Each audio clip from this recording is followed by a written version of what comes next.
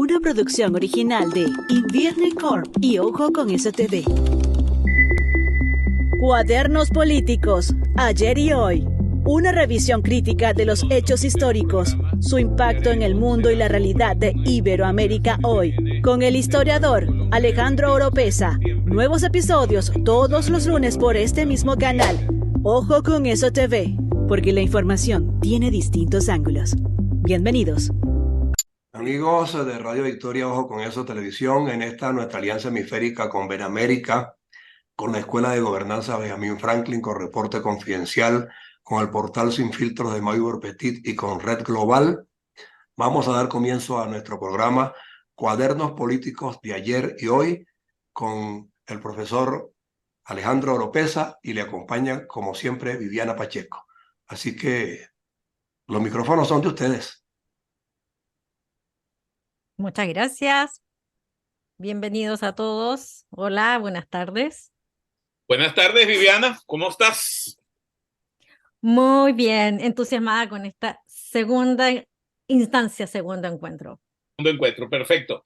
Especiales saludos, como ha dicho Viviana, desde este segundo programa de Cuadernos Políticos de ayer y hoy, conducido por quien les habla, don Alejandro Oropeza y doña Viviana Pacheco. Les recordamos que Cuadernos Políticos de ayer y hoy llegan a ustedes gracias al patrocinio del CEDES, Center for Democracy and Citizenship Studies, que tiene su sede en la ciudad de Miami, Florida, y del Observatorio de la Diáspora Venezolana, ODB, con sus oficinas en Miami y también acá en Miami. Y por favor, visiten nuestras redes y sitio web, CEDES Academy, y entérese de todas nuestras actividades que son muy interesantes. Así es. Dime, Viviana. Así es, aprovechen también no solo nuestra página, sino que también nuestro Instagram, que es una manera mucho más dinámica de poder estar al día en nuestros eventos y poder inscribirse en los diversos foros, seminarios y cursos que estamos impartiendo. De paso que por ahí viene uno que ya les daremos información. Uh-huh. Pues fíjense bien, el pasado 15 de septiembre se conmemoró el Día Internacional de la Democracia. Y en este programa vamos a tener la costumbre de que cada mes vamos a seleccionar unas efemérides históricas o políticas o nacimientos de seres, de escritores o filósofos políticos importantes. Entonces vamos a hacer algunos comentarios al respecto. Y en esta oportunidad, bueno, pues el 15 de septiembre se conmemora o se conmemoró el Día Internacional de la Democracia. Yo le pregunto a Viviana, ¿es necesario una conmemoración de la democracia? ¿Por qué? Y además, ¿de dónde salió este? Mira, puedo decir, lamentablemente hoy es más necesario que nunca. Hay una percepción bastante compartida, que no es solo percepción, en realidad está sostenido además por bastantes investigaciones de fuentes confiables como el BID, el estudio que hace la Universidad de Gothenburg de Suecia, en que hemos visto un cierto retroceso en lo que podemos considerar democracia en nuestro planeta a nivel global. Y ese retroceso, te traje un montón de datos, está sustentado en datos. Ese retroceso no es solo en relación a qué tipo de regímenes tienen distintos países, que esa es una forma de leer esto, sino que también tiene indicadores de procesos sociales, que es la parte a lo que me dedico yo, en relación a cómo participamos de la política. O sea, no solo si estamos viviendo bajo autocracias o democracias, sino que además cómo estamos participando como población en la esfera política y política entendido no solo partidista, sino política entendido como la vida en comunidad. Correcto. Entonces, dime. ¿Cuándo se comenzó a conmemorar el Día de la Democracia? Mira, fue el 8 de noviembre del 2007 que la Asamblea... Casi el día de mi cumpleaños. Casi tu cumpleaños, mira. Que la Asamblea General de las Naciones Unidas resolvió designar esto, el 15 de septiembre, como el Día Internacional de la Democracia, obviamente con el afán de promulgar, de consolidar, de difundir, de promover la democracia en todo el planeta, no en todo la orbe, como el sistema político más desarrollado respecto a qué, a las monarquías, las tiranías, las dictaduras, ¿no? Correcto. Ese fue el propósito. Ahora, ¿qué datos podemos tener hoy en relación a esto? Como te decía, el reporte que saca Democracy Report del 2023 de la University of Gothenburg en Suecia es lamentable. Hay que decirlo drásticamente. Mira, aquí algunos datos. Ellos llegan a la conclusión que el 72% de la población mundial hoy vive bajo autocracias.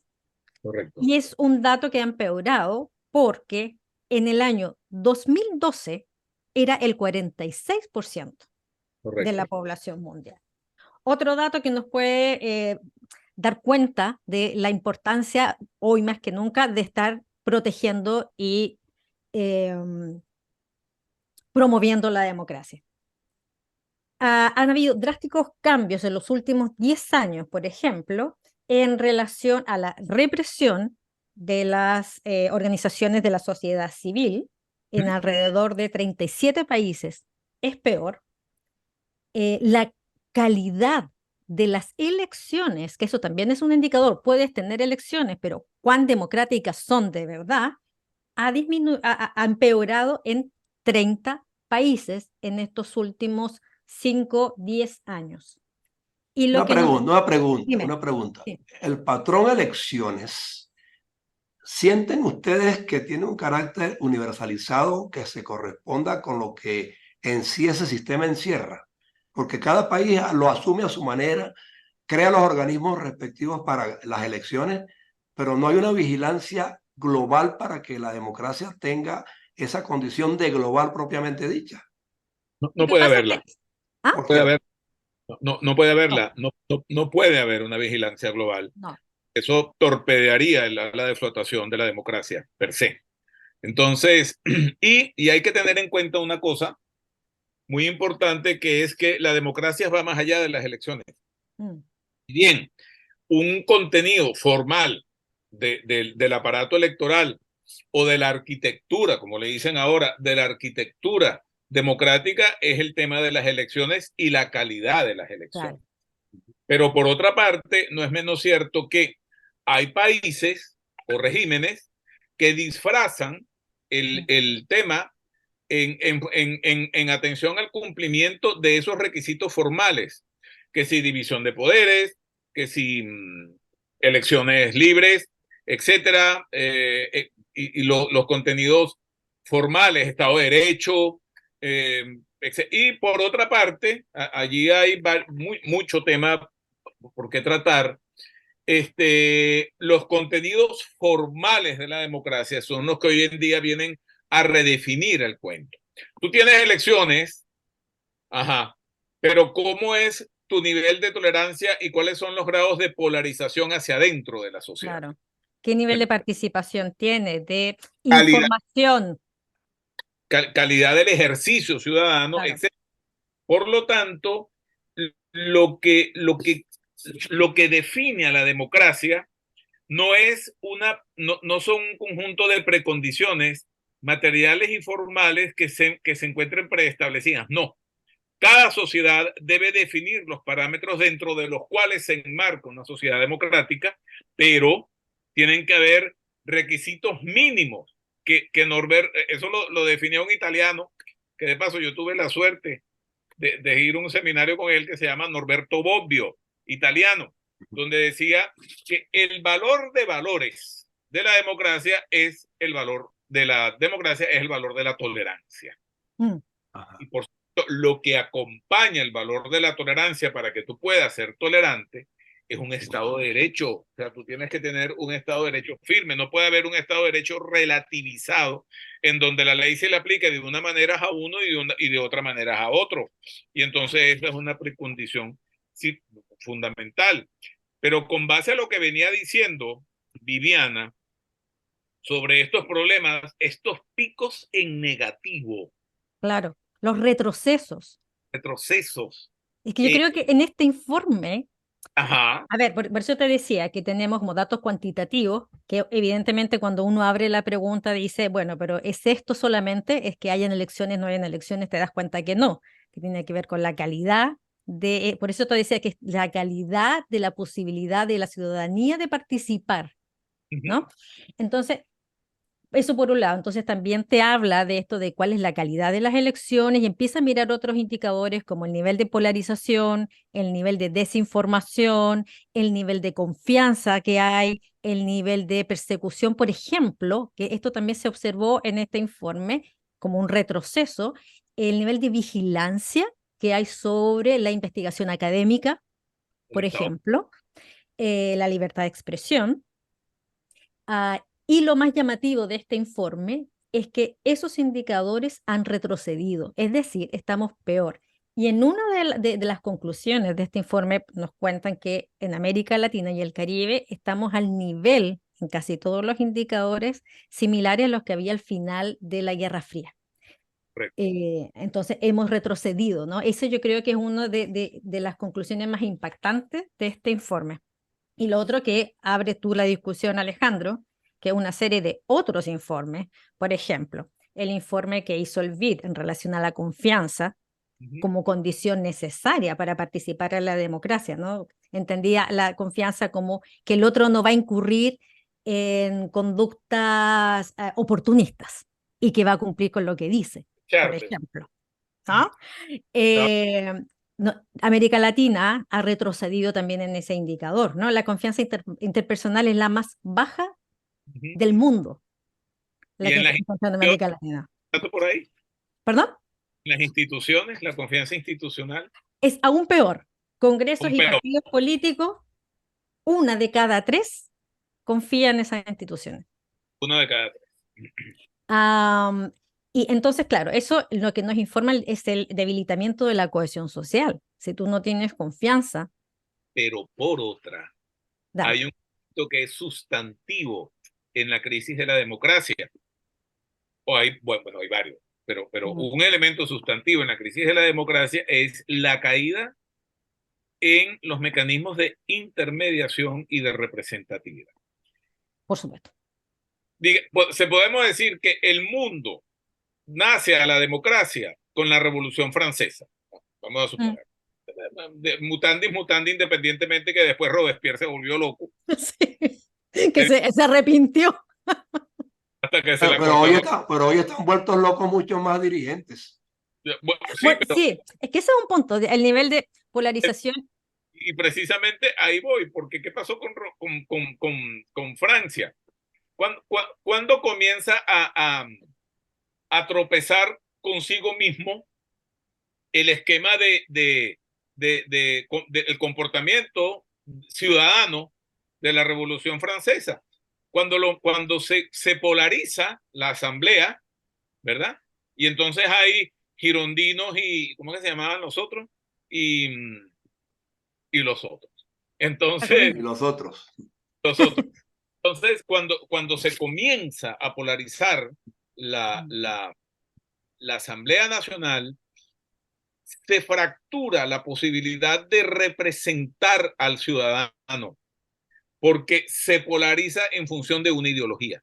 Y al polarizar en función de una ideología, los mecanismos de confianza, por una parte, por otra parte, de intermediación y por otra parte, de representación, son maniqueos. Es decir, yo solamente represento al que me apoya y no represento al pueblo independientemente de que por quien haya o no haya sido electo yo. ¿Y eso a qué abre las puertas? Bueno, la historia lo reafirma y lo reafirma y lo sigue reafirmando a las autocracias. La polarización de la Revolución Francesa y, por supuesto, el terror, le abre las puertas a Napoleón Bonaparte, que le costó millones de muertos a Francia en la guerra, a Francia y a Europa, por supuesto, y le costó la democracia que vino muy posteriormente a ser recuperada. Entonces la historia nos da elementos. Las polarizaciones en América Latina, acompañada del populismo, la persecución del otro, la ideologización en términos de Hannah Arendt, de una verdad absoluta, de una reconstrucción de los procesos históricos en donde se reinterpretan las tradiciones, etcétera, etcétera. Eso es lo que lo que en buena parte nos está pasando. Está pasando ahorita. Mira, ahora podríamos ver, agreguémosles pelos a la sopa. No Sí. solo nos está pasando eso, o sea, a ver, yo creo que es la misma dinámica, este nivel de polarización, sobre todo se ha escrito mucho la polarización de las élites políticas, que de alguna forma va permeando el resto de la sociedad porque te habilita una forma de hablar, ¿no? Cuando las élites están polarizadas y la forma en que se tratan los temas habilita al resto de la ciudadanía a relacionarse de la misma manera. Por eso son peligrosos los populistas, por ejemplo, extremadamente agresivos, ¿no? Pero poniéndole otro pelo a la sopa, fíjate que hoy este populismo o esta forma maniquea de entender la relación de los otros, ¿no? Nosotros versus los otros, en este mundo binario, además de estar hablando desde una ideologización, a mi juicio, esto es personal, a mi juicio además hoy tiene otros elementos que yo le he denominado algo así como la política performativa, ¿no? Que no solo es que estés estructurando un discurso ideológico, sino que de alguna forma buscas llamar la atención de tu electorado con medidas, con juicios, con ideas que ni siquiera responden a una ideología, sino que es la interpretación de lo que esa persona piensa que el otro quiere escuchar, llevando sus recursos expresivos al extremo, ¿no? Es como llevar la lógica de las redes sociales a la participación política. Claro, Viviana, porque empiezan a jugar con la emocionalidad. Claro. Con la emocionalidad, y la emocionalidad es irracional. Por cierto. Buena Ahora, medida. ¿qué papel juegan entonces, le pregunto a los dos, los medios? ¿Ah?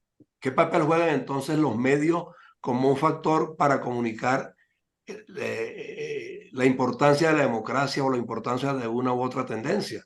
Porque los medios fundamentan siempre, supuestamente, el mensaje neutral, ¿no? Pero inspirado en que la democracia es el mejor sistema. Entonces, ¿cómo lograr que ese mensaje se posicione en las colectividades si los gobiernos empiezan a aniquilar a los medios que son el canal y el vehículo de comunicación con la gente? Pero es que hay otro peligro. Pero antes de decirte cuál es el peligro, vamos a recordar que este programa llega a ustedes a través de Ojo con Eso, y está patrocinado por el Center for Democracy and Citizenship Studies, CEDES, y el Observatorio de la Diáspora Venezolana, ambos con domicilio aquí en la ciudad de Miami, y el Observatorio de la Diáspora también tiene una oficina allá en Madrid, y estamos próximos a abrir un capítulo en Lima, Perú. Fíjate que se toca un punto muy importante de los medios. Los medios de comunicación como mecanismo de que uno pudiese esperar que los medios de comunicación son instancias de salvaguarda de la democracia. Sería la lógica, ¿me entiendes? Pero en muchas oportunidades los medios, cuando entran en el juego de la polarización, se convierten en factores que torpedean el ejercicio democrático. Entonces, estas ideas de verdad, de verificación de verdades, de lo que en Venezuela vemos mucho con la aplicación de esta ley del odio, la autocensura de los medios, el acompañamiento de los medios de comunicación a la crisis acerba de la democracia en su momento, digamos que tendieron una alfombra al autoritarismo. Entonces, el papel de los medios hay que verlo muy bien, porque el papel de los medios puede jugar a favor y en contra. Sí. A favor cuando están precondicionados por una diatriba en donde la libertad de expresión, el ejercicio político, etcétera, etcétera, está acompañando el proceso. Pero no vayamos muy lejos a decir de que igualmente los medios pueden jugar un papel terrible porque ayudan a allanar el camino para la desocupación del espacio público y para la construcción de una narrativa totalitaria. Caso Goebbels en Alemania. En Alemania. Claro, pero ahora se complejiza además toda vez que el impacto de las redes sociales que puede ser de dulce y agraz, ¿no? Porque ¿qué tiene de dulce? Que efectivamente no está controlado por nadie. Efectivamente, tú dices, bueno, es la libertad misma. Pero el usuario que requiere un espacio así es un usuario con pensamiento crítico, capaz de identificar la fuente y los datos, que no es el caso. Entonces, pudiendo ser de dulce, en muchos espacios se vuelve de agraz, ¿no? Porque al haber ausencia de pensamiento crítico y al haber una ausencia de la revisión de las fuentes, los datos, etcétera, también se transforma en una fuente de polarización y además tienen un estilo comunicacional las fuentes que son, como decía Alejandro antes, fundamentalmente emocional. O sea, no es un espacio de deliberación política, ¿no? Pero la gente lo toma como si fuese un espacio de deliberación política. Entonces también ha contaminado hoy y ha contribuido probablemente a la polarización que estamos observando en la discusión política.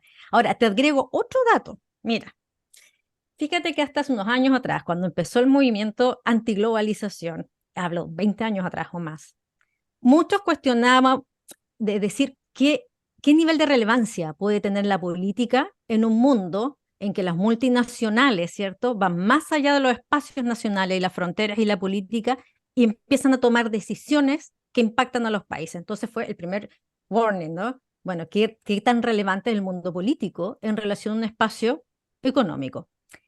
Hoy, a eso tú podrías agregarle, y lo extraño es que no me lo encontré en ningún informe, eso es muy curioso, ¿qué relevancia tiene la política en un mundo que además tiene una injerencia del narcotráfico?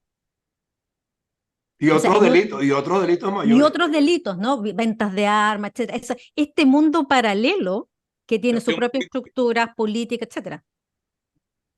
Claro. Sí, fíjate que volviendo un paso atrás al tema este de la información, fíjate en que la información tiene, por supuesto, la información es producida por humanos y los periodistas son seres humanos. Por el momento. Exacto. Y los periodistas son seres humanos, no ángeles asexuados. Entonces, ¿qué pasa? Que se puede hasta apreciar en los procesos de comunicación una relativización de la verdad. O sea, si tú como periodista trabajas para un medio vamos a suponer, de derecha, entonces tu verdad se ajusta a la ideología del medio de derecha. Y es lógico. Es lógico, pero si ese periodista trabaja en la tarde para un periódico de izquierda, entonces ese mismo evento o esa misma noticia tiene otra visión desde la otra perspectiva. Lo importante, eso no tiene ningún problema, y en democracia eso es así. El punto es cuando esa relativización de la verdad juega en polos confrontados. Entonces, al jugar en polos confrontados, la verdad relativizada no persigue informar, sino que persigue confrontar. Claro, y adhesión. Lo que andas buscando es adherir. Exactamente. Y entonces, de ahí lo que se sucede es, volviendo a traer a Hannah Arendt un momentico, a pedirle permiso otra vez a Hannah Arendt. Hannah Arendt es extraordinaria cuando ella dice que el espacio de lo público está compuesto por dos elementos fundamentales. Un elemento es la acción comunicativa, perdón, vamos a poner primero la política. Un primer momento es la acción política, en donde está todo el tema de la representación, de la intermediación, del reconocimiento del otro, del surgimiento de los espacios de aparición, de la emergencia y validación de los liderazgos, etcétera, y de la renovación sucesiva de los pactos sociales. Pero del otro lado, o conjuntamente con ello, está la acción comunicativa. Claro. Eje articular del espacio público, en donde ahí surgen las narrativas, donde surgen los modelos de confrontación, surgen los modelos de oposición. De oposición, claro. Y que no necesariamente tienen que significar una confrontación o reconocimiento del adversario como enemigo. Pero con toda esa imperfección es preferible a la homologación del mensaje. Pero claro. Lo que sustantiviza el mensaje es su pluralidad. Punto. Exacto. En el momento en que no sea así, no puede jugar en ese espacio público, porque entonces el espacio público está condicionado por una verdad impuesta sobre arriba, y eso es autoritario. Claro. Listo. Entonces, pero desde esa perspectiva y trayendo el punto de lo que previamente coló por allí Viviana, es que ahora el espacio público no es un espacio público geográfico, no es un espacio público social acotado a las fronteras de un estado, sino que ahora el espacio público es prácticamente un meta espacio público en donde hay meta verdades, en donde hay otros criterios para la cuestión. Por ejemplo, para terminar el punto, en el caso de Venezuela. En el caso de Venezuela tenemos un espacio público que fue abandonado, que trata todo lo que conocemos sobre Venezuela, etc. Pero ahora toda la teoría indica, o sea, todos los análisis, no la teoría, todos los análisis indican que estamos confrontando una nueva geografía nacional. Esa nueva geografía nacional, ¿por qué? Porque tenemos 8 millones y medio de venezolanos en el exterior, de un total de casi 30, es decir, el 27, casi un tercio de la población venezolana. Nos quedan 5 minutos. Fíjate bien. Te preguntaría yo, ¿cómo hacemos para llegarle a esos 8 millones de venezolanos, 8 y medio, afuera, con un mensaje que los mantenga dentro del marco de la aspiración democrática? Estamos haciendo. Por eso, para eso está esta tribuna. Público nacional de los venezolanos, integrado por 8 millones y medio de venezolanos que no están insertos dentro del espacio público nacional, sino que están regados por el mundo. ¿Y cómo nos unimos? ¿Cómo hacemos acción política y acción comunicativa en ese espacio público? A través de los medios. Fortaleciendo estas plataformas que estamos utilizando nosotros aquí, porque los otros medios convencionales no lo permiten. Lo pueden hacer. Entonces yo estoy aquí hablando con Viviana y hablando contigo y resulta ser que podemos tener un venezolano en las antípodas y nos está viendo ahorita porque está trasnochado. Mira, entonces, yo creo que sí, yo creo que esa es una forma.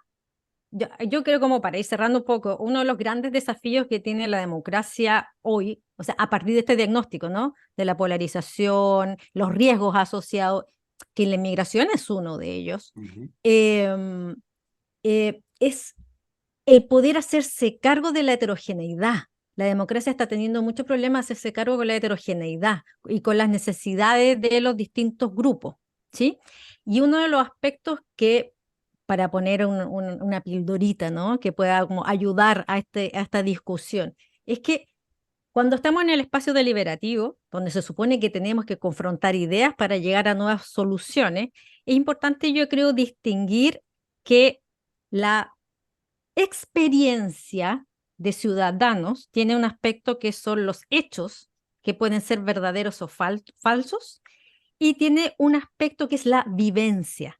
Y la vivencia no es verdadera ni falsa. La vivencia puede ser coherente o no coherente.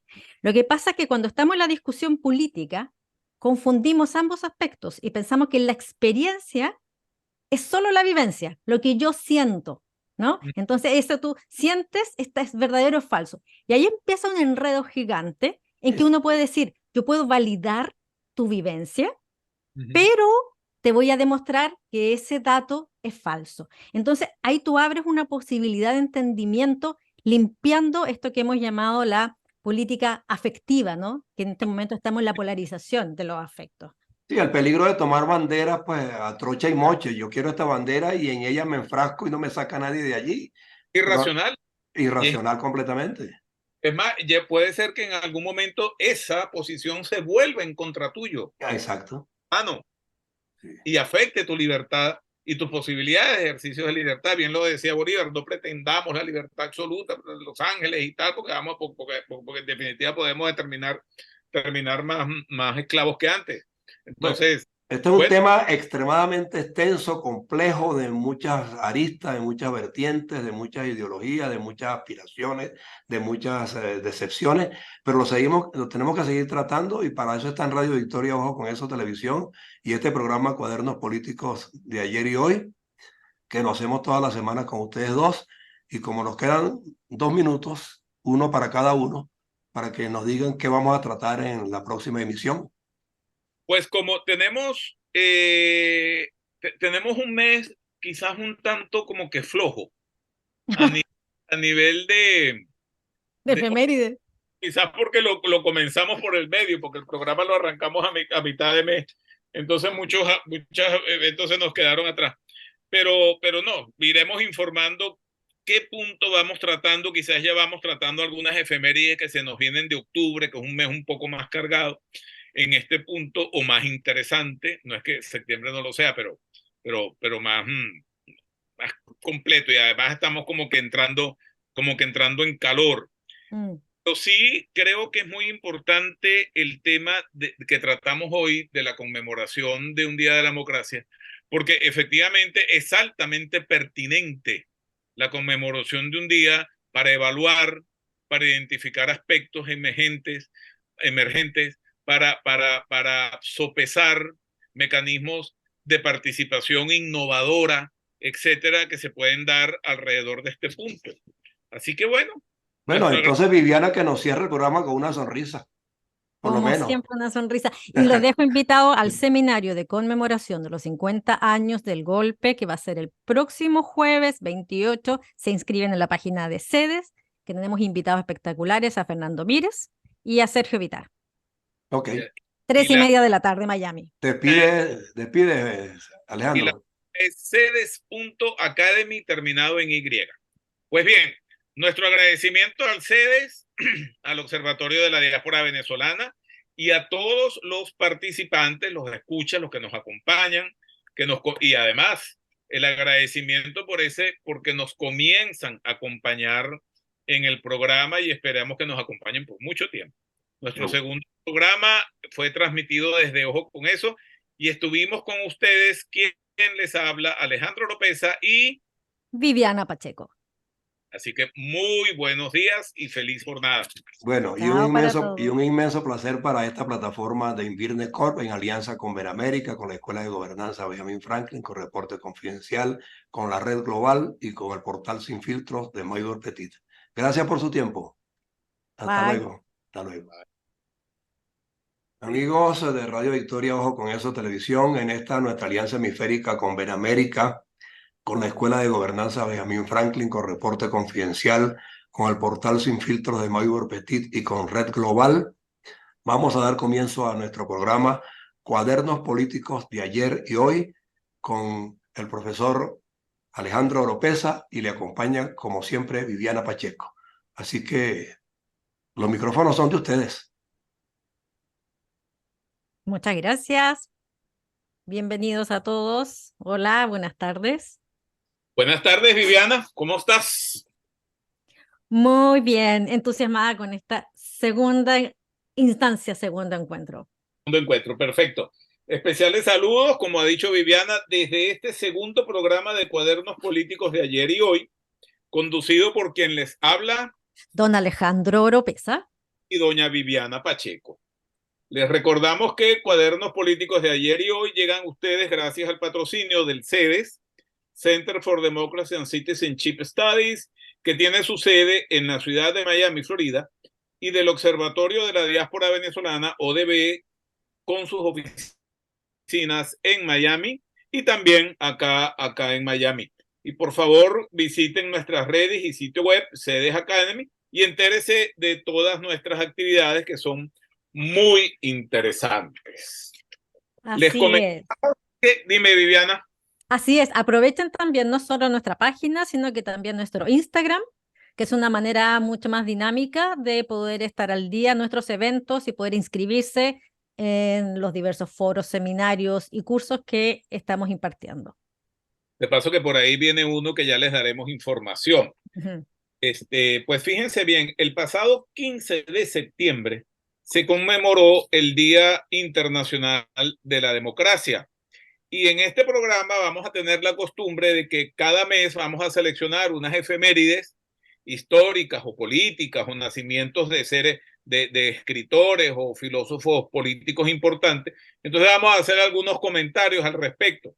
Y en esta oportunidad, bueno, pues el 15 de septiembre se conmemoró el Día Internacional de la Democracia. Yo le pregunto a Viviana, ¿es necesario una conmemoración de la democracia? ¿Por qué? Y además, ¿de dónde salió este? Mira, puedo decir, lamentablemente hoy es más necesario que nunca. Hay una percepción bastante compartida, que no es solo percepción, en realidad está sostenido además por bastantes investigaciones de fuentes confiables como el BID,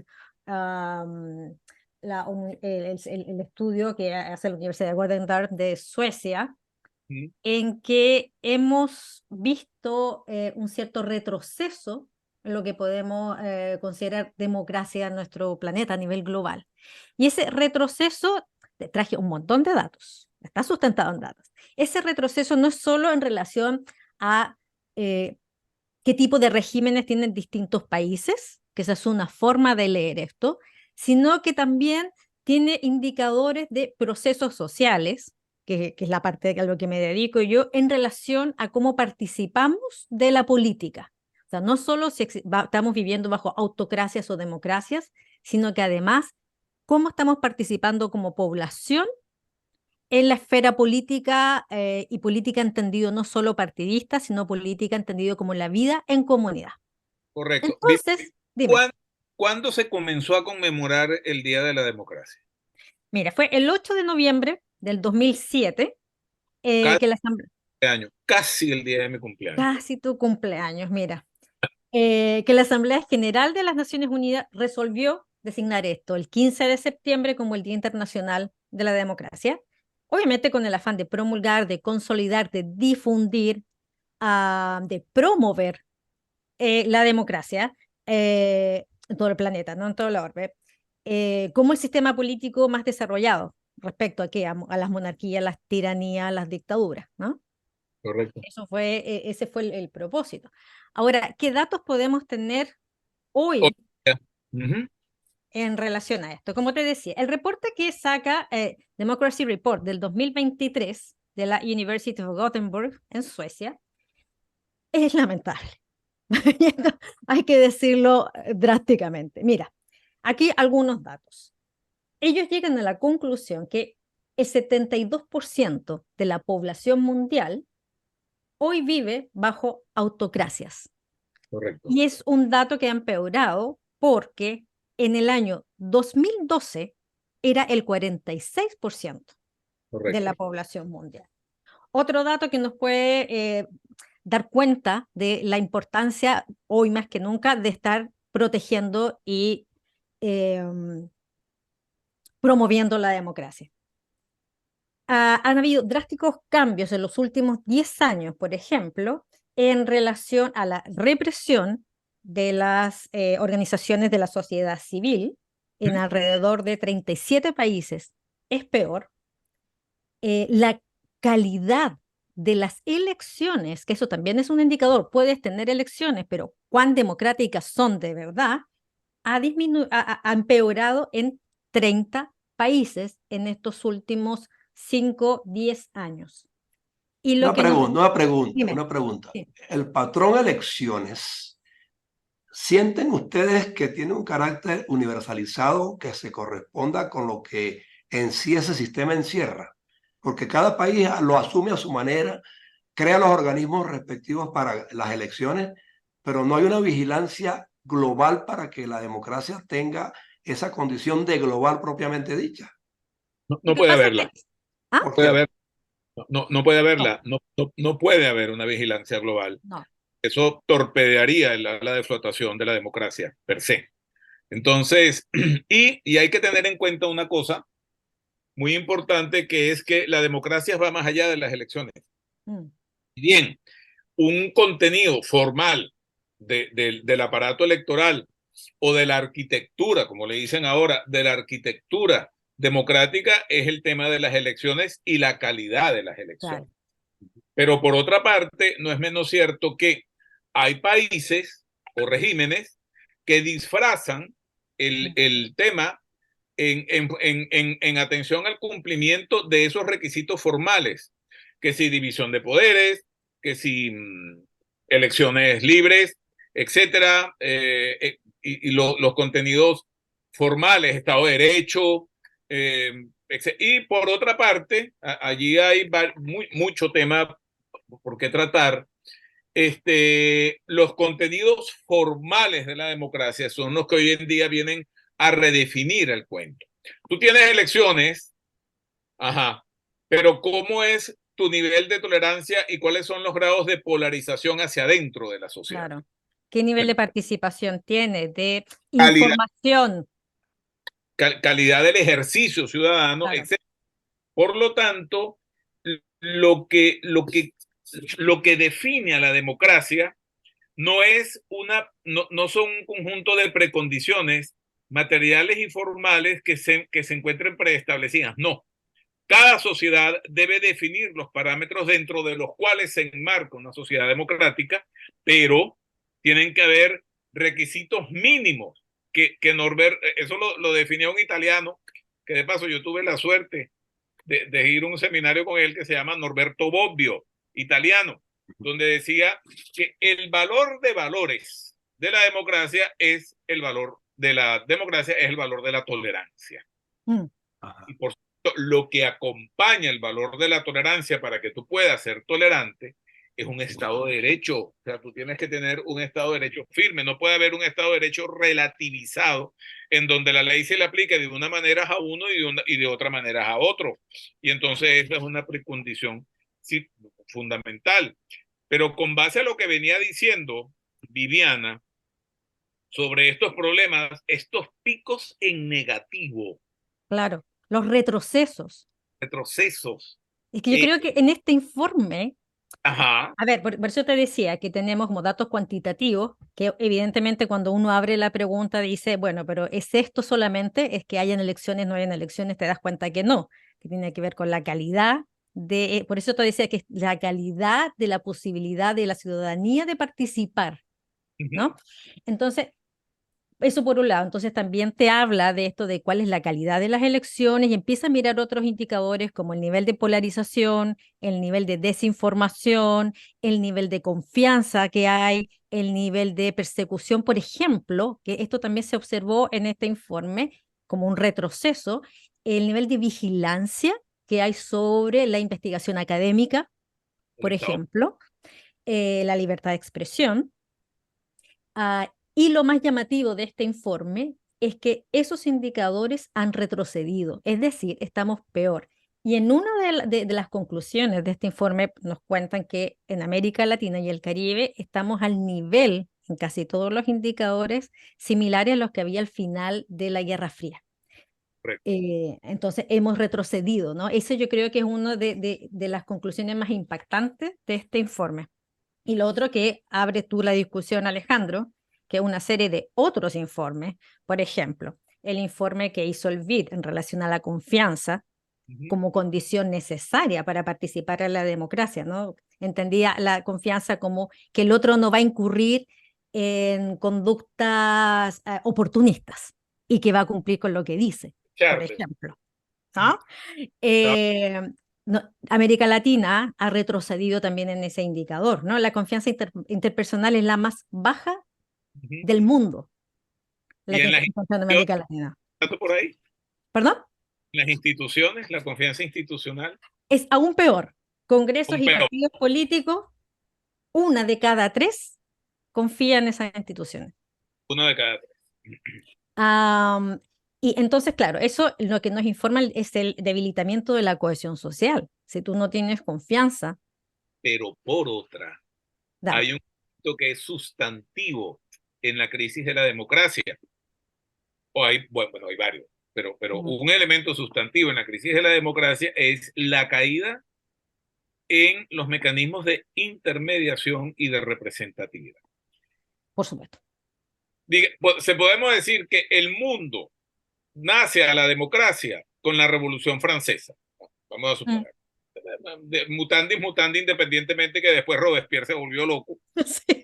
Sí, que se arrepintió. Hasta que pero hoy están vueltos locos muchos más dirigentes.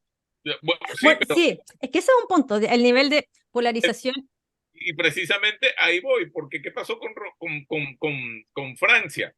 ¿Cuándo comienza a tropezar consigo mismo el esquema del comportamiento ciudadano de la Revolución Francesa, cuando se polariza la asamblea, ¿verdad?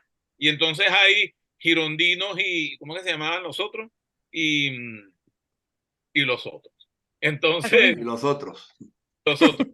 Entonces, cuando se comienza a polarizar la Asamblea Nacional, se fractura la posibilidad de representar al ciudadano, porque se polariza en función de una ideología. Y al polarizar en función de una ideología, los mecanismos de confianza, por una parte, por otra parte, de intermediación y por otra parte, de representación, son maniqueos. Es decir, yo solamente represento al que me apoya y no represento al pueblo independientemente de que por quien haya o no haya sido electo yo. ¿Y eso a qué abre las puertas? Bueno, la historia lo reafirma y lo reafirma y lo sigue reafirmando a las autocracias. La polarización de la Revolución Francesa y, por supuesto, el terror, le abre las puertas a Napoleón Bonaparte, que le costó millones de muertos a Francia en la guerra, a Francia y a Europa, por supuesto, y le costó la democracia que vino muy posteriormente a ser recuperada. Entonces la historia nos da elementos. Las polarizaciones en América Latina, acompañada del populismo, la persecución del otro, la ideologización en términos de Hannah Arendt, de una verdad absoluta, de una reconstrucción de los procesos históricos en donde se reinterpretan las tradiciones, etcétera, etcétera. Eso es lo que en buena parte nos está pasando. Está pasando ahorita. Mira, ahora podríamos ver, agreguémosles pelos a la sopa. No solo nos está pasando eso, o sea, a ver, yo creo que es la misma dinámica, este nivel de polarización, sobre todo se ha escrito mucho la polarización de las élites políticas, que de alguna forma va permeando el resto de la sociedad porque te habilita una forma de hablar, ¿no? Cuando las élites están polarizadas y la forma en que se tratan los temas habilita al resto de la ciudadanía a relacionarse de la misma manera. Por eso son peligrosos los populistas, por ejemplo, extremadamente agresivos, ¿no? Pero poniéndole otro pelo a la sopa, fíjate que hoy este populismo o esta forma maniquea de entender la relación de los otros, ¿no? Nosotros versus los otros, en este mundo binario, además de estar hablando desde una ideologización, a mi juicio, esto es personal, a mi juicio además hoy tiene otros elementos que yo le he denominado algo así como la política performativa, ¿no? Que no solo es que estés estructurando un discurso ideológico, sino que de alguna forma buscas llamar la atención de tu electorado con medidas, con juicios, con ideas que ni siquiera responden a una ideología, sino que es la interpretación de lo que esa persona piensa que el otro quiere escuchar, llevando sus recursos expresivos al extremo, ¿no? Es como llevar la lógica de las redes sociales a la participación política. Claro, Viviana, porque empiezan a jugar con la emocionalidad. Claro. Con la emocionalidad, y la emocionalidad es irracional. ¿No es cierto? Buena Ahora, medida. ¿qué papel juegan entonces, le pregunto a los dos, los medios? ¿Qué papel juegan entonces los medios como un factor para comunicar la importancia de la democracia o la importancia de una u otra tendencia? Porque los medios fundamentan siempre, supuestamente, el mensaje neutral, ¿no? Pero inspirados en que la democracia es el mejor sistema. Entonces, ¿cómo lograr que ese mensaje se posicione en las colectividades si los gobiernos empiezan a aniquilar a los medios que son el canal y el vehículo de comunicación con la gente? Pero es que hay otro peligro. Pero antes de decirte cuál es el peligro, vamos a recordar que este programa llega a ustedes a través de Ojo con Eso, y está patrocinado por el Center for Democracy and Citizenship Studies, CEDES, y el Observatorio de la Diáspora Venezolana, ambos con domicilio aquí en la ciudad de Miami, y el Observatorio de la Diáspora también tiene una oficina allá en Madrid, y estamos próximos a abrir un capítulo en Lima, Perú. Fíjate que se toca un punto muy importante de los medios. Los medios de comunicación como mecanismo de que uno pudiese esperar que los medios de comunicación son instancias de salvaguarda de la democracia. Sería la lógica, ¿me entiendes? Pero en muchas oportunidades los medios, cuando entran en el juego de la polarización, se convierten en factores que torpedean el ejercicio democrático. Entonces, estas ideas de verdad, de verificación de verdades, de lo que en Venezuela vemos mucho con la aplicación de esta ley del odio, la autocensura de los medios, el acompañamiento de los medios de comunicación a la crisis acerba de la democracia en su momento, digamos que tendieron una alfombra al autoritarismo. Entonces, el papel de los medios hay que verlo muy bien, porque el papel de los medios puede jugar a favor y en contra. Sí. A favor cuando están precondicionados por una diatriba en donde la libertad de expresión, el ejercicio político, etcétera, etcétera, está acompañando el proceso. Pero no vayamos muy lejos a decir de que igualmente los medios pueden jugar un papel terrible porque ayudan a allanar el camino para la desocupación del espacio público y para la construcción de una narrativa totalitaria. Caso Goebbels en Alemania. En Alemania. Claro, pero ahora se complejiza además toda vez que el impacto de las redes sociales, que puede ser de dulce y agraz, ¿no? Porque ¿qué tiene de dulce? Que efectivamente no está controlado por nadie. Efectivamente, tú dices, bueno, es la libertad misma. Pero el usuario que requiere un espacio así es un usuario con pensamiento crítico, capaz de identificar la fuente y los datos, que no es el caso. Entonces, pudiendo ser de dulce, en muchos espacios se vuelve de agraz, ¿no? Porque al haber ausencia de pensamiento crítico y al haber una ausencia de la revisión de las fuentes, los datos, etcétera, también se transforma en una fuente de polarización y además tienen un estilo comunicacional las fuentes que son, como decía Alejandro antes, fundamentalmente emocional. O sea, no es un espacio de deliberación política, ¿no? Pero la gente lo toma como si fuese un espacio de deliberación política. Entonces también ha contaminado hoy y ha contribuido probablemente a la polarización que estamos observando en la discusión política.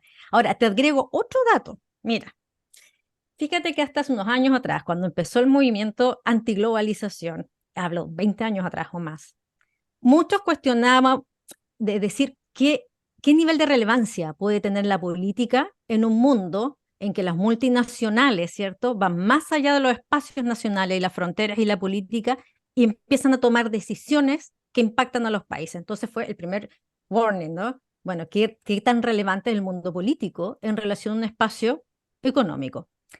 Hoy, a eso tú podrías agregarle, y lo extraño es que no me lo encontré en ningún informe, eso es muy curioso, ¿qué relevancia tiene la política en un mundo que además tiene una injerencia del narcotráfico?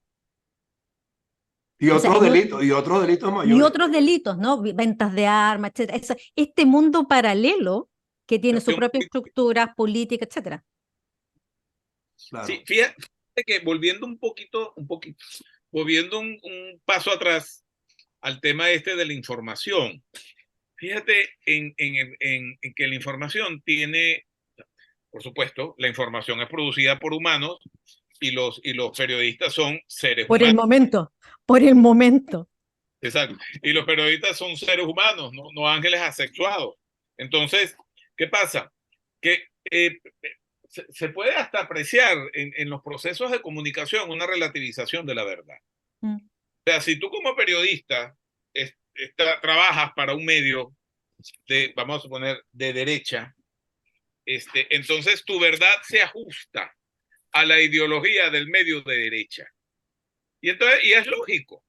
Es lógico, pero si ese periodista trabaja en la tarde para un periódico de izquierda, entonces ese mismo evento o esa misma noticia tiene otra visión desde la otra perspectiva. Lo importante, eso no tiene ningún problema. Y en democracia eso es así. El punto es cuando esa relativización de la verdad juega en polos confrontados. Entonces, al jugar en polos confrontados, la verdad relativizada no persigue informar, sino que persigue confrontar. Claro, y adhesión, lo que andas buscando es adherir.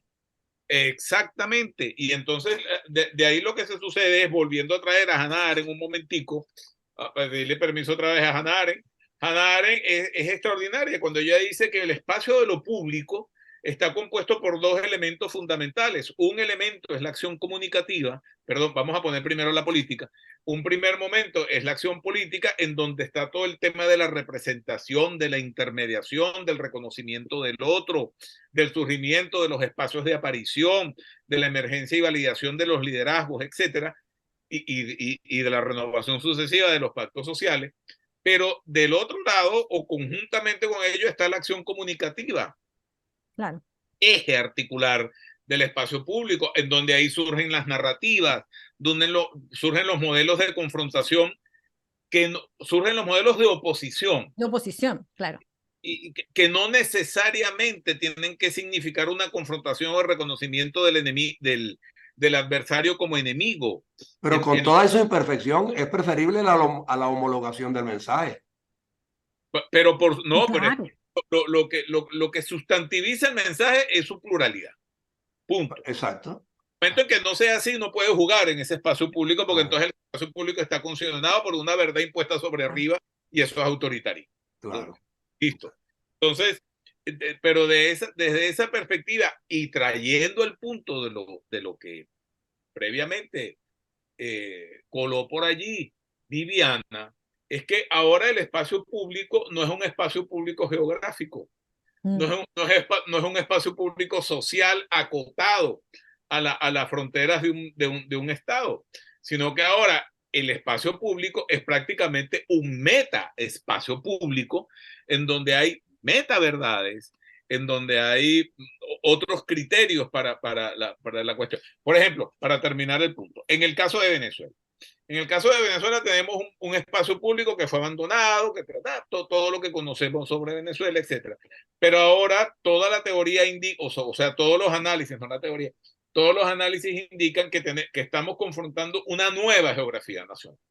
Esa nueva geografía nacional, ¿por qué? Porque tenemos 8 millones y medio de venezolanos en el exterior, de un total de casi 30, es decir, el 27, casi un tercio de la población venezolana. Nos quedan 5 minutos. Fíjate bien. Te preguntaría yo, ¿cómo hacemos para llegarle a esos 8 millones de venezolanos, 8 y medio, afuera, con un mensaje que los mantenga dentro del marco de la aspiración democrática?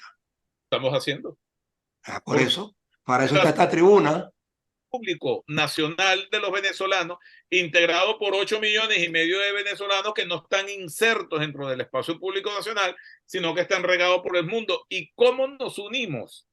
¿Cómo hacemos acción política y acción comunicativa en ese espacio público? A través de los medios. Fortaleciendo estas plataformas que estamos utilizando nosotros aquí, porque los otros medios convencionales no lo permiten.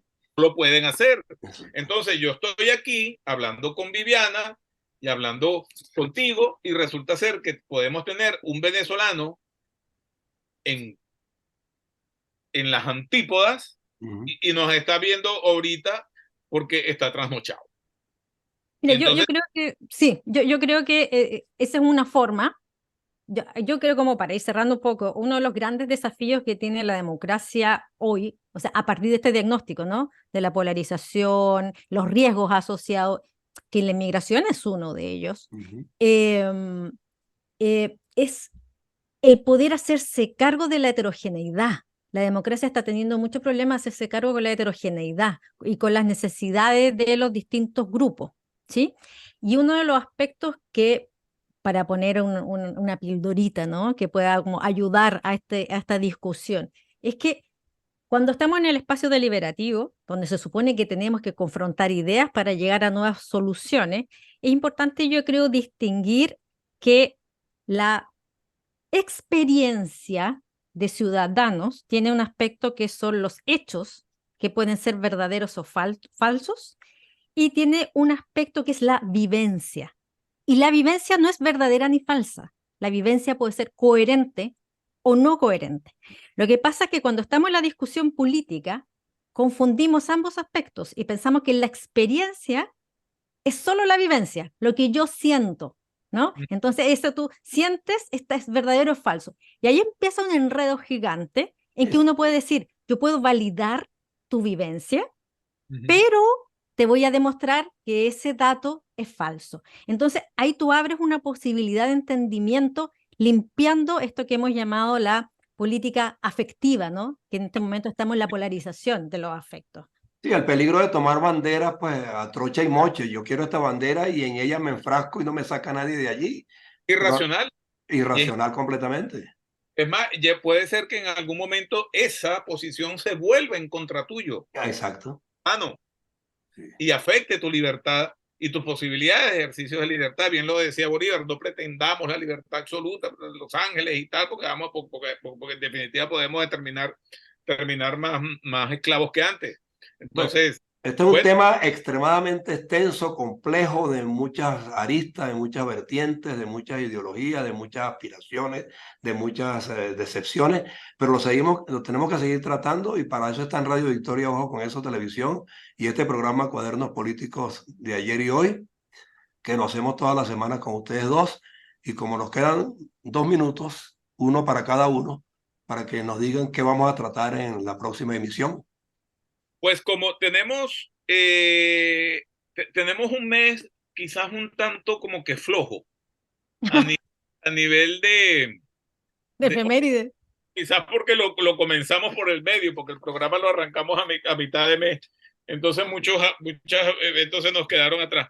Pero no, iremos informando qué punto vamos tratando. Quizás ya vamos tratando algunas efemérides que se nos vienen de octubre, que es un mes un poco más cargado en este punto, o más interesante. No es que septiembre no lo sea, pero más completo, y además estamos como que entrando en calor. Pero sí creo que es muy importante el tema que tratamos hoy de la conmemoración de un Día de la Democracia, porque efectivamente es altamente pertinente la conmemoración de un día para evaluar, para identificar aspectos emergentes, para sopesar mecanismos de participación innovadora, etcétera, que se pueden dar alrededor de este punto. Así que bueno. Entonces Viviana, que nos cierre el programa con una sonrisa. Por lo menos. Siempre una sonrisa. Y los dejo invitados al seminario de conmemoración de los 50 años del golpe, que va a ser el próximo jueves 28. Se inscriben en la página de sedes, que tenemos invitados espectaculares a Fernando Mírez y a Sergio Vitar. Ok. 3:30 de la tarde, Miami. Despide, Alejandro. Sedes.academy terminado en Y. Pues bien, nuestro agradecimiento al CEDES, al Observatorio de la Diáspora Venezolana, y a todos los participantes, los escuchas, los que nos acompañan, y además el agradecimiento porque nos comienzan a acompañar en el programa, y esperamos que nos acompañen por mucho tiempo. Nuestro segundo programa fue transmitido desde Ojo con Eso, y estuvimos con ustedes, quien les habla, Alejandro Lopeza y Viviana Pacheco. Así que muy buenos días y feliz jornada. Bueno, y un inmenso placer para esta plataforma de Invirne Corp, en alianza con Beramérica, con la Escuela de Gobernanza Benjamin Franklin, con Reporte Confidencial, con la Red Global y con el portal Sin Filtros de Mayor Petit. Gracias por su tiempo. Hasta luego. Hasta luego. Una producción original de Invirne Corp y Ojo con Eso TV, porque la información tiene distintos ángulos. ¿Qué prefieres? ¿Audiovisuales o lectura de artículos? En Ojo con Eso puedes escoger cómo mantenerte informado. Somos la multimedia ideal para generar discusión, análisis y reflexión sobre el mundo en el que vivimos, a través del tratamiento de temas noticiosos, cotidianos, curiosos o anecdóticos, de una manera ágil y entretenida, aportando datos, entrevistas y los más variados ángulos de la información de forma creativa y asertiva. Te invitamos a que nos eches un ojo y aprecies nuestro contenido digital, actualizado, podcast, videos, artículos y mucho más. Encuentra nuestro enlace directo a la web desde nuestro Instagram, @OjoConEsoTV. Ojo con eso, porque la información tiene distintos ángulos.